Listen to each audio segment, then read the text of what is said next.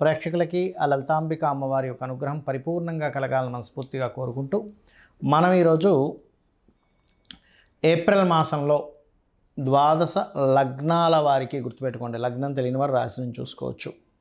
ఏ విధంగా ఉండబోతుంది, ఏ విషయాల పట్ల జాగ్రత్త వహించాలి, ఏ దేవత ఆరాధన చేసుకోవాలనేటువంటి విషయాలు చెప్తుంది నేనైనప్పటికీ కూడా చెప్పేస్తుంది సాక్షాత్ లలిత అమ్మవారిగా భావిస్తూ ఈ నెల గ్రహస్థితి ఎలా ఉంది అని చూసుకున్నట్లయితే మనకి మేషరాశికి అధిపతి అయినటువంటి కుజుడు మూడో తేదీ నుంచి ఏప్రిల్ 3 నుంచి నీచంలోకి వెళ్తున్నాడు కర్కాటకంలో. వృషభంలో గురువు, అదేవిధంగా కన్యలో కేతువు. రవి మేషంలో 14వ తేదీ నుంచే మేషంలోకి మారుతాడు. 14వ తేదీ ముందుకి ఆ యొక్క శని, రాహువు, రవి, బుధ, శుక్ర పంచగ్రహ కూటమి నడుస్తూ ఉంటుంది. 14వ తేదీ నుంచి 4 గ్రహాలు కలిసి ఉంటాయి 12వ స్థానంలో. ఈ యొక్క గ్రహస్థితిని అనుసరించి 12 లగ్నాలు లేదా రాశుల వారికి ఏ విధంగా ఉంటుందనే విషయం మనం ఇప్పుడు తెలుసుకుందాం. ధనుర్లగ్నము, ధనస్సు రాశి. మీకు ఈ కొత్త సంవత్సరంతో అంటే ఈ యొక్క ఏప్రిల్ మాసంలో ఫలితాలు చూసుకున్నట్లయితే 4వ స్థానంలో పంచగ్రహ కూటమితో నడుస్తుంది. 14వ తేదీకి ఆ రవి మారిపోతాడు. 4 గ్రహాలు ఉంటాయి దాదాపుగా. అది కాకుండా అష్టమంలో కుజుడు నీచ పొందుతున్నాడు. దీనివల్ల కాస్త నీచపడ్డ కుజుడు అష్టమంలో ఉన్నందుకు వాహనాల మీద వెళ్ళేటప్పుడు కాస్త ఫాస్ట్గా వెళ్లకుండా వేగం అనేటువంటిది తగ్గించుకుంటూ వెళ్ళాలి. ధన సంబంధించిన కారకుడైనటువంటి శని ఎప్పుడైతే మీకు 4వ స్థానంలో ఉన్నాడో కొంచెం అర్ధాష్టమ శని నడుస్తుంది కాబట్టి అదే అనేక గ్రహాలతో కలిసి ఉన్నాడు కాబట్టి ఒక మార్గం కాకుండా మల్టిపుల్ ధనయోగాస్ అంటారు. అంటే రకరకాల మార్గాల ద్వారా ధనం సంపాదించాలనే ప్లానింగ్స్ కొంతవరకు ఫలిస్తాయని చెప్పుకోవచ్చు. కాకపోతే అర్ధాష్టమ శని మీకు ఈ సంవత్సరం ఈ నెలతో మీకు ప్రారంభం అవుతుంది కాబట్టి దాదాపుగా మార్చి 29వ తేదీ నుంచి ఎంటర్ అయిపోయాడు శని. కాకపోతే ఈ నెల ఫలితాల్లో చెప్పుకుంటున్నాం కాబట్టి కొంచెం కన్స్ట్రక్షన్స్ లేనట్లయితే కొత్త కోర్సు చేసే విషయంలోనూ కాస్త చూసుకొని ప్రారంభించండి. కొంచెం అన్నదమ్ములతో ఆకస్మికంగా కొన్ని ఘర్షణలు వచ్చే ఛాన్సెస్ ఉన్నాయి ఈ అర్ధాష్టమ శని వల్ల. ఎందుకంటే కుజుడు దృష్టి కోణస్థానంలో శనితో కనెక్ట్ అయి ఉంటాడు కాబట్టి కుజుడు అన్నదమ్ములకు కారకుడు కాబట్టి. అదేవిధంగా కాస్త ఈ సంతానం కోసం ప్రయత్నం చేసేవారు, షేర్ మార్కెటింగ్ రిలేటెడ్ రంగాల్లో ఉండేవారు కొంత జాగ్రత్తగా ఉండాలి. కాకపోతే బిజినెస్ లాభాలు కూడా పెరుగుతాయి ఎందుకంటే లాభాధిపతి ఉచ్చస్థానంలో ఉన్నాడు కాబట్టి. కాకపోతే 6లో గురువు ఉన్నందుకు కొంచెం లగ్నాధిపతి 6లో ఉన్నందుకు కొంచెం వివాహ నిర్ణయాలు ఇట్లాంటి విషయాల్లో కొంత జాగ్రత్తగా ఉండండి. అదేవిధంగా దశమంలో కూడా కేతు ఇంకా అక్కడే ఉన్నాడు కాబట్టి కాస్త కొన్ని ఉద్యోగ సంబంధించిన విషయంలో మీకు సరైన ఉద్యోగం కాదు అనుకోని ఒక్కోసారి మానేస్తుంటారు. అటువంటి విషయాల్లో తొందరపాటు నిర్ణయాలు తీసుకోకండి. అయితే ఈ కుజుడు అష్టమంలో ఉన్నందుకు పూర్వీకుల ఆస్తులు, తాతగారు ఆస్తికి సంబంధించిన విషయంలో కొన్ని రాంగ్ డెసిషన్స్ తీసుకుంటారు. కానీ అదే కుజుడు అక్కడ ఉన్నప్పుడు చంద్రుడు సంచారంలో కొన్ని నక్షత్రాల్లో ఉన్నప్పుడు పూర్వీకుల ఆస్తుల మూలంగా కూడా కలిసి వస్తుంది. కొన్ని డెసిషన్స్ ఆ రోజుల్లో తీసుకున్నప్పుడు లేదా ల్యాబ్స్లో ఏదైనా టెస్టింగ్ చేసేటువంటి విషయాల్లోని. ఇక్కడ చూసుకున్నట్లయితే మీకు ఈ కుజుడు కర్కాటకంలో ఉండగా కొన్ని నక్షత్రాల రోజు మీకు కలిసి రావడం జరుగుతుంది. ఎప్పుడు అంటే అశ్విని, భరణి, కృతిక, ఉటోపాదంలో చంద్రుడు సంచరించేటప్పుడు అంటే మేషంలో సంచరించేటప్పుడు, ఇదే చంద్రుడు కర్కాటక రాశిలో కుజుడితో కలిసి సంచరించేటప్పుడు, పునర్వసు 4వ పాదము, పుష్యమి, ఆశ్లేష నక్షత్రాల్లో ఉన్నప్పుడు, మరియు ఇదే చంద్రుడు ఈ 2 నెలల పాటు ఎందుకంటే 2 నెలల 3 రోజులు దాదాపుగా అక్కడ ఉంటాడు. ఎప్పుడు 45 రోజులు ఉండేటువంటి కుజుడు.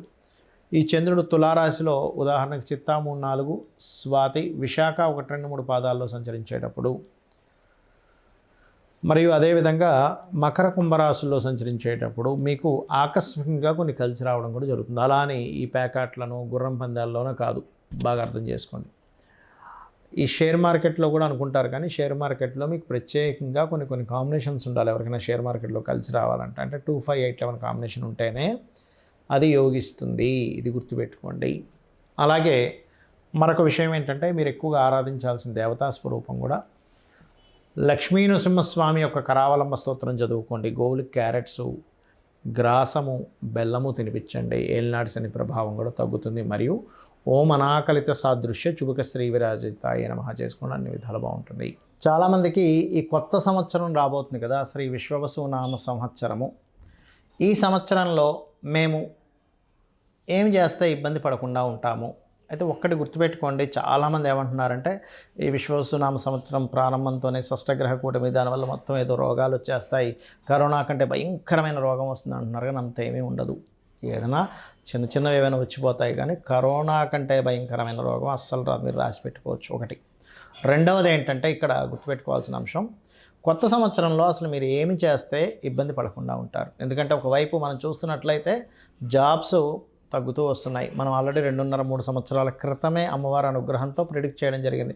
జాబ్స్ సంబంధించినవి తగ్గుతూ వస్తుంటాయి. ఓన్గా చేసుకుంటుండాలి, ఏదైనా ఓన్గా మీకు మీరుగా ఏం చేసుకోగలరు పార్ట్ టైంలో, అప్పుడే మీకు ఫైనాన్షియల్ గ్రోత్ ఉంటుందని చెప్పుకున్నాం. అయితే ఇక్కడ నేను చెప్పేది ఒకటే, ఈ కొత్త సంవత్సరం మొదలుతో శని మార్పు వల్ల కొంతమందికి అర్ధాష్టమ శనులు, అష్టమ శనులు, ఏలినాటి శనులు వస్తూ ఉంటాయి. ఈ శని యొక్క ప్రభావం మీకు పాజిటివ్గా పనిచేయాలి అంటే ఒకటే గుర్తుపెట్టుకోండి, మీరు ఎట్టి పరిస్థితుల్లో కూడా మధ్యాహ్నం పూట నిద్రపోవడం చేయకండి. మీ పరిసరాలు నీట్గా ఉండేలా చూసుకోండి. ఇండ్లు కానీ ఆఫీస్ కానీ ధూళి దుమ్ము ఎక్కువ ఉండకూడదు.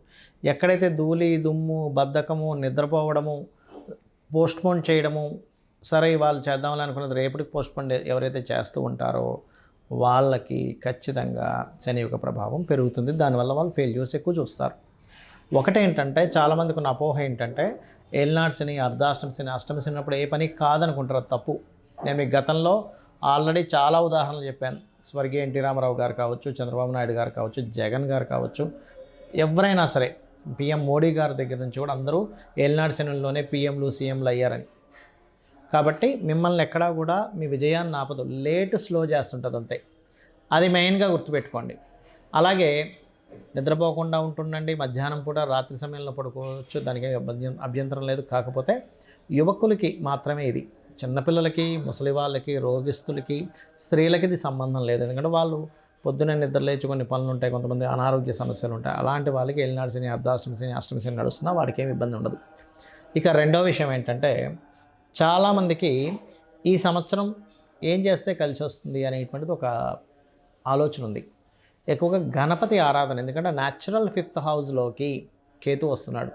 గణపతిని ఎంత ఆరాధిస్తే అంత బాగుంటుంది. నిత్యము ఇంట్లో దీపారాధన, పంచోపచార పూజతో పాటు ఒక ఆలయానికి, ఏదైనా మీకు ఇంటికి దగ్గరలో ఉండే ఆలయానికి రోజు వెళ్ళిరండి, 100% క్లియర్ అవుతుంది. దీంతోపాటు శనివారము లేదా మంగళవారము కొబ్బరికాయ కొట్టండి ఆలయానికి వెళ్ళి, ఖచ్చితంగా మార్పు వస్తుంది.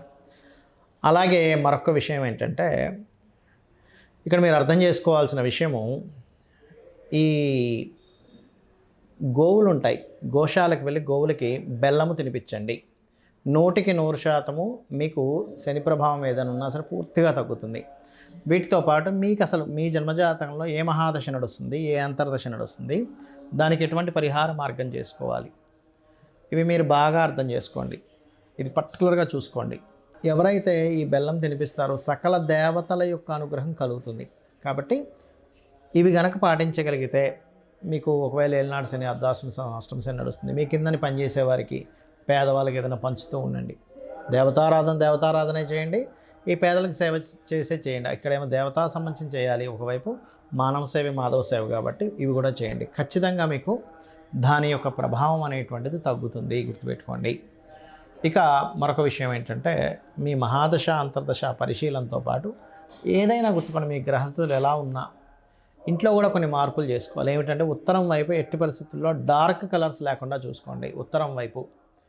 అలాగే మరొక విషయం ఏంటంటే ఇక్కడ డార్క్ కలర్స్ లేకుండా చూసుకోవడం, ఉత్తరంలో కంప్లీట్ వైట్ కలర్ ఉండేలా చూసుకోవడం, ఆగ్నేయంలో ఒక చిన్న గ్రీన్ బల్బ్ పెట్టుకోవడము. సౌత్ సెంటర్లో బాత్రూమ్ ఉండకూడదు, సౌత్ సెంటర్, వెస్ట్ సెంటర్స్లో బాత్రూమ్ ఉండకూడదు. ఒకవేళ మీ ఇల్లు కనుక టిల్ట్ అయింది అనుకోండి, అప్పుడు వేరు, అది సౌత్ వెస్ట్ అవుద్ది. South west or west north west వైపే బాత్రూమ్స్ ఉండాలి, గుర్తుపెట్టుకోండి.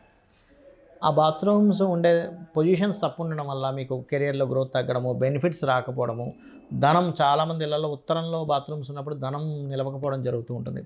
వాయువ్యంలో బాత్రూమ్స్ ఉన్నప్పుడు చాలా చిన్న ఏజ్లోనే అట్రాక్షన్స్కి గురవుతూ ఉంటారు. లేకపోతే బ్యాంక్ బ్యాలెన్స్ ఉండదు, వాయువ్యంలో బాత్రూమ్స్ ఉంటాయి. ఈ జాగ్రత్తలు తీసుకోండి.